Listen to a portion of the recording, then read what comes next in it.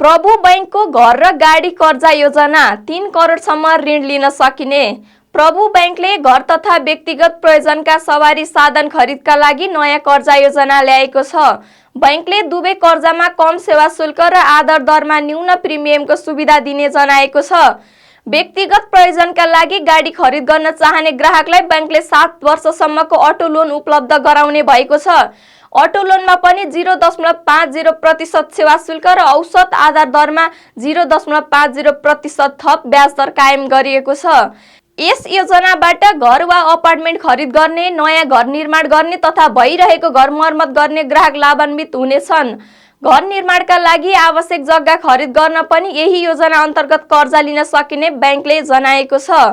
नयाँ योजना अनुसार घर कर्जामा ग्राहकले अधिकतम 3 करोड रुपैयाँसम्म ऋण लिन सक्नेछन्। यस्तो कर्जाको भुक्तानी अवधि 25 वर्षसम्म रहनेछ।